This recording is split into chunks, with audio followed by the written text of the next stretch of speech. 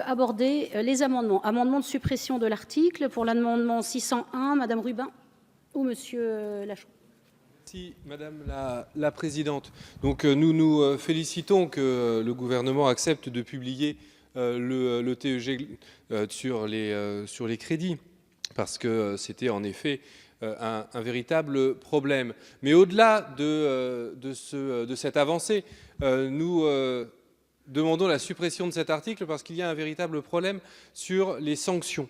Les sanctions qui seraient mises en place, parce que quand on nous dit qu'il faudra veiller à leur caractère proportionné au regard des préjudices effectivement subis par les emprunteurs, conformément aux règles européennes, nous trouvons cette formulation un peu floue et nous aurions souhaité avoir beaucoup plus de garanties.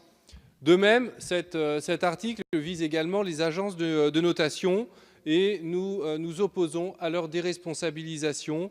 La justification avancée dans l'exposé des motifs nous semble pour le moins ubuesque, car, je cite, « cet article aurait pour but de remédier aux conflits d'interprétation qui naissent de la coexistence de deux sources normatives distinctes ».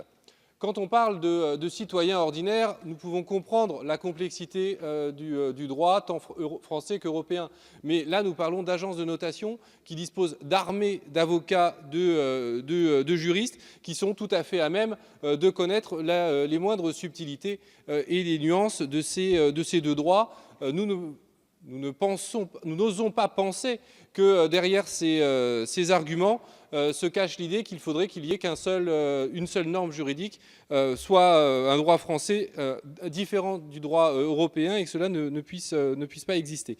Bref, nous constatons qu'une fois de plus, cet article a pour but d'aligner notre droit national sur un droit européen moins complet, moins protecteur pour les citoyens. Et nous refusons cette logique, et c'est pourquoi nous proposons que cette